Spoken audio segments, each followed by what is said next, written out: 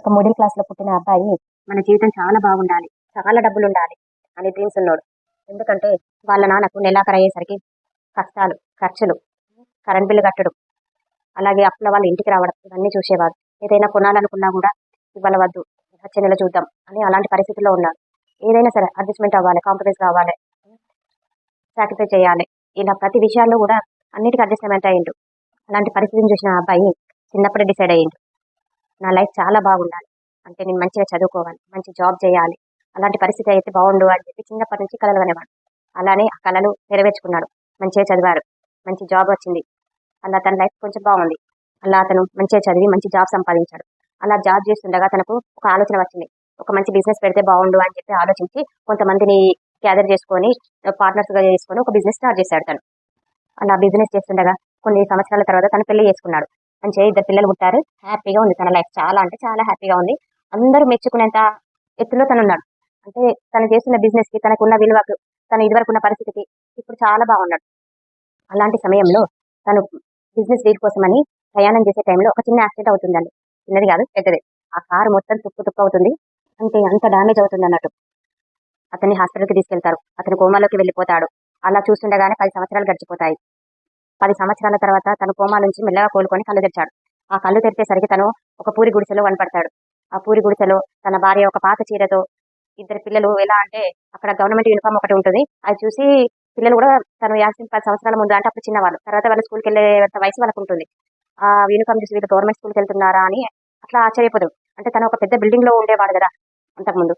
అలాంటి పరిస్థితి నుంచి ఇప్పుడు పూరి గుడిసెలో ఉన్నామేంటి, ఏంటి అని తనకసలు అర్థం కావట్లేదు. ఆ టెన్షన్ ఏంటంటే ఇట్లా ఉన్నానా నేను? ఈ గుడిసెల్లో ఉన్నానా? ఏంటి? ఏమయ్యింది? అని బాగా ఆలోచిస్తూ ఉంటాడు. ఆ షాక్‌లో తనకి ఏమీ అర్థం కాదు. అప్పుడు భార్య చెప్తుంది మెల్లిగా, మీకు యాక్సిడెంట్ అయ్యింది. మీరు ఇలా కోమాలోకి వెళ్ళిపోయారు. 10 సంవత్సరాలు గడిచింది. అప్పుడు మన బిజినెస్ అంతా గూడా దాని గురించి మీరెప్పుడు నాకేమీ చెప్పలేదు. మీకున్న పార్ట్నర్స్ అందరూ గూడా మిమ్మల్ని మోసం చేశారు. ఆ బిజినెస్‌లో నాకెలాంటి అవగాహన గూడా లేదు. వాళ్ళంతా మోసం చేశారు. మీ ఫ్రెండ్స్ గాని, బంధువులు గూడా అంతా గూడా మనల్ని దగ్గరికి తీసుకోలేరు. వాళ్ళంతా గూడా మోసం చేశారు. ఒక చిన్న ఉద్యోగం చేస్తూ మిమ్మల్ని చూసుకుంటున్నాను అని చెప్పి తన భార్య చెప్తుంది. కానీ నాకిప్పుడు చాలా సంతోషంగా ఉంది. ఎందుకంటే మీరు కోలుకున్నారు గదా! అది చాలు నాకను అని తన భార్య చెప్తుంది. అప్పుడు తను మెల్లిగా పర్లేదులే ఏం కాదు, టెన్షన్ పడకు. నేను కోలుకున్నాను గదా! నేను చూసుకుంటాను. ఇక నుంచి పిల్లల్ని గాని, నిన్ను గాని నేను చూసుకుంటాను. ఎలాంటి టెన్షన్ పడకు, బాధపడకు. నేనున్నానుగా మీ అందరికీ. నిన్ను మహారాణిలాగా చూసుకుంటాను అని అతను చెప్తాడు.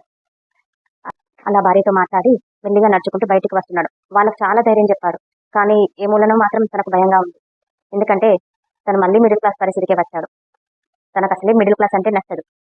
తన పరిస్థితి, తన జీవితం అదంతా గూడా ఇదివరకు అనుభవించి లేదు నేను ఇలా ఉండకూడదని ఒక రిచ్ లైఫ్ అనుభవించారు గదా!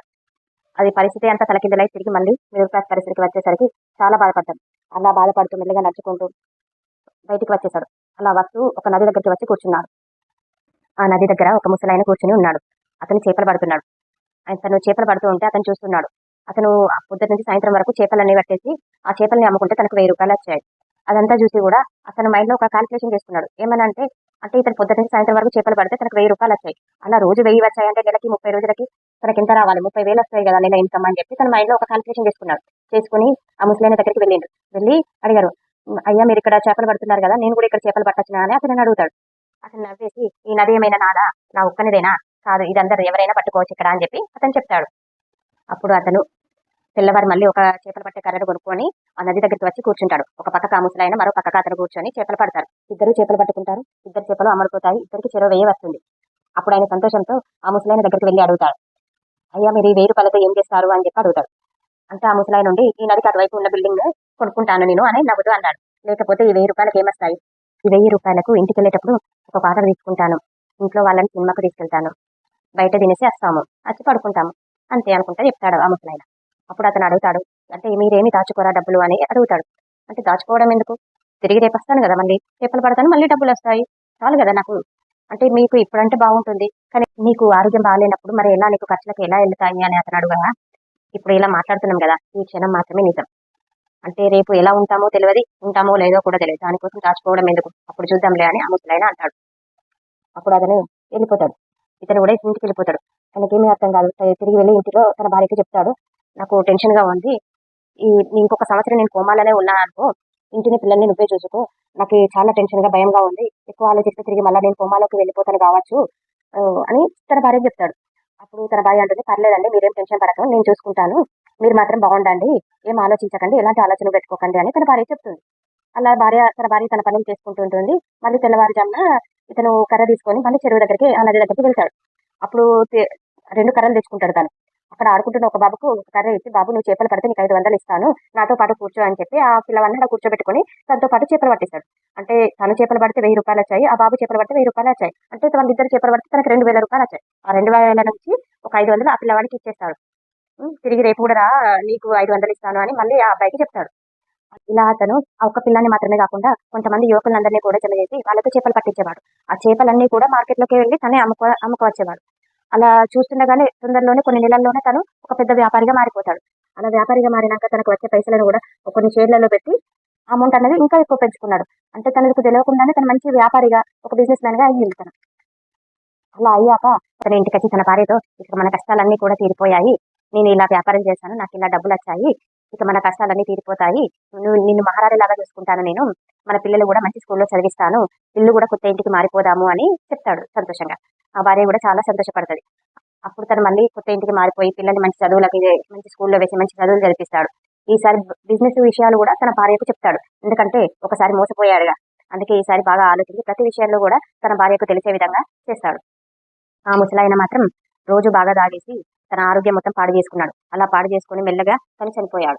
తన కుటుంబం మాత్రం వీధిన పడిపోయింది. ఇందులో ఎంత రియాలిటీ ఉంది కదా! ఆ ముసలాయన అన్నది చాలా నిజం. ఈ క్షణం మాత్రమే నిజం. తర్వాత మనం ఉంటామో లేదో తెలియదు అని అన్నాడు.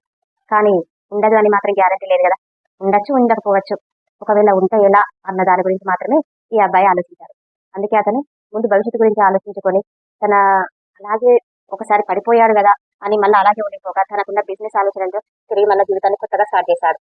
అవునా? ప్రతిదీ అందరికీ తెలియాలని ఏమీ లేదు. అంటే మనం ప్రతిసారి వదులుకోనవసరం లేదు.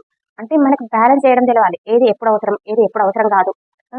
ఏది మనం డెసిషన్ ముందు తీసుకోవాలి, ఎలా ముందు స్టార్ట్ చేయాలి అన్న విషయం మనకు తెలిసుండాలి. ఆ ఒక్క ఆలోచన మనం మంచిగా చేశామంటే లైఫ్‌ని తిరిగి ఇప్పుడు స్టార్ట్ చేసినా కూడా సక్సెస్ అవుతుంది. అవునా? అందుకే అందరూ తిరిగి ఇప్పుడు మళ్ళీ కొత్తగా లైఫ్ స్టార్ట్ చేయండి. ఏమో జరగచ్చేమో, ముందుకెళ్తామేమో ఇంకా.